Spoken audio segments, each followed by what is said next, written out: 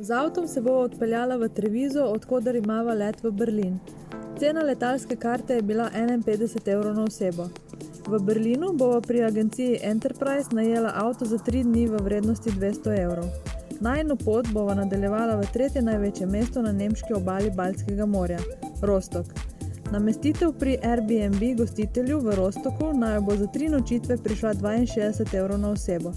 Drugi dan se bova odpeljala na polotok Dars, kjer bova najela kolesi. Na celodnevnem kolesarskem izletu si bova ogledala naravne in kulturne znamenitosti območja. Tretji dan naj bo pot vodila v mesto Lübeck, ki velja za enega največjih pristanišč v Nemčiji. V tem UNESCO-vem mestu si bova med drugim ogledala znamenita Holštajnska vrata. V mestu Schwerin pa si bova ogledala grad iz 19. stoletja, ki se nahaja na otoku sredi istoimenskega jezera. Zvečer se bova vrnila v Rostock in še zadnjič prespala na obali ob Baltskem morju. Četrti dan se bova vrnila v Berlin, kjer naj jo čaka 3-dnevno raziskovanje te evropske metropole.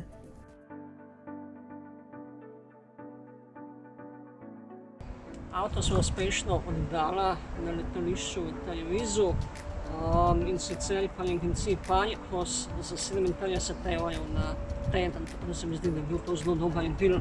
Bomo pa videli čez en teden, če bo avto še vedno to.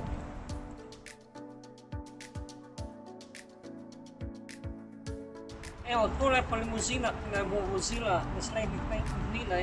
Prideš v Nemčijo, misliš, da boš dobil nemški avto, jo, vanjate odpade, Francoz. Najprej sva se ustavila na mostu Glinike, ki ga imenujejo tudi most vohunov. Tukaj so v času hladne vojne potekale izmenjave vojnih ujetnikov med Sovjetsko zvezo in ZDA.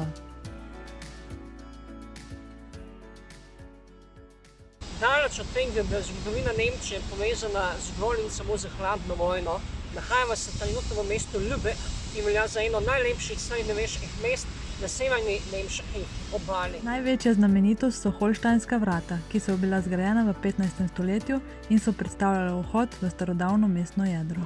V mestu Lübeck se lahko pogledate številne sakralne objekte. Eden najlepših med njimi pa je zagotovo cerkev Svete Marije, ki se nahaja v mojem ozadju.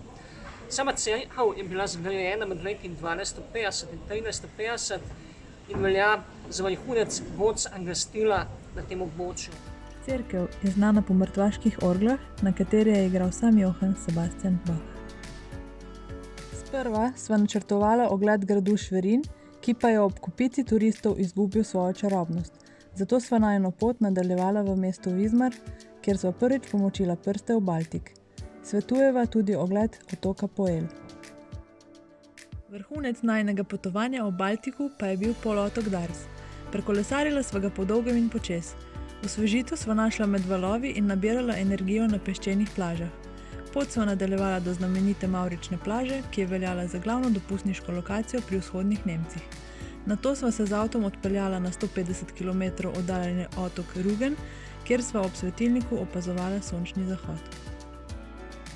Uspešno sva oddala avto in nadaljevala najino pustolovščino po Berlinu. Najbolj enostavno je po Berlinu potovati z javnim prevozom. Imajo 3 cone A, B, C, sam center se nahaja v coni A, B in najbolj ugodno je izbor nakupa celodnevne karte, ki stane 8,80 €. Mesto sva začela raziskovati na Aleksanderplatzu. Trg je dobil ime po ruskem carju Aleksandru I. Ogledala sva si televizijski stolp in svetovno uro.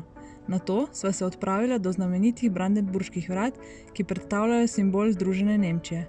Le 5 minut stran se nahaja nemški parlament Reichstag. V neposredni bližini pa je tudi spomenik žrtvam holokausta. Najbolj znani mejni prehod med obema Berlinoma pa je bil checkpoint Čarlik. Ob ustanovitvi vzhodne Nemčije so se njeni prebivalci v velikem številu preseljevali v zahodno Nemčijo. Državo je zapustilo približno 2,6 milijona prebivalcev. Vzhodno-nemški politiki so kot rešitev temu predlagali gradnjo berlinskega zidu, ki je spisal prav posebne zgodbe.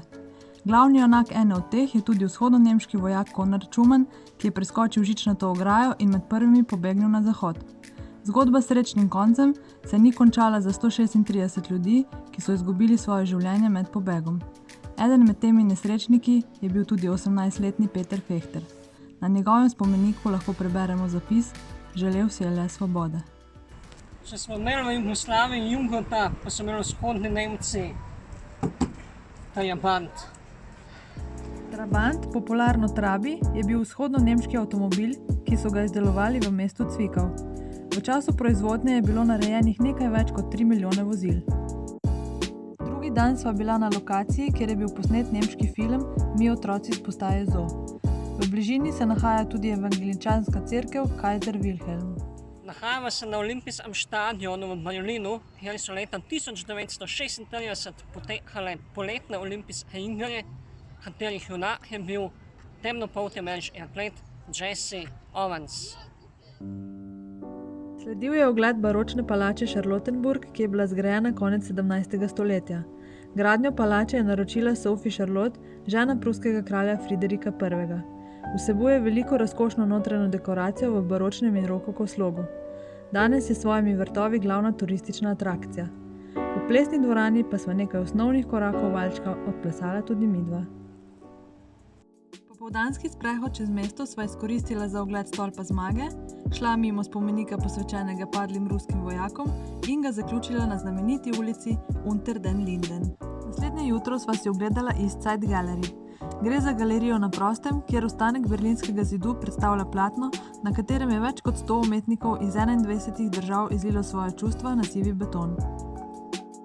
Ogledala sva si tudi muzej posvečen vzhodno-nemški varnostni službi, Stasi. Ena od glavnih nalog Stasija je bila vohunjenje za prebivalstvom in boj proti kakršnemu koli nasprotovanju tedanjemu političnemu režimu. Zadnji dan sva obiskala berlinsko katedralo, evangeličansko cerkev, ki se nahaja na otoku muzejev v osrednjem Berlinu. V cerkvi se prepletajo različni umetnostni stili. Priporočava vzpon na vrh katedrale, iz katere imamo panoramski pogled na Berlin. Potovanje sva zaključila v tako imenovanem Novem muzeju, kjer sva si med drugim ogledala artefakte iz Egipta. Najina 6-dnevna avantura se je tako končala. Za konec potovanja v številkah, torej na osebo je prišlo 590 evrov, z najetim vozilom sva prevozila 1400 km, s kolesom 50, peš okoli 100. Kakšen žulj? Ja, še dobro, da sem imela s sabo japonke. Do naslednjega potovanja. Čao!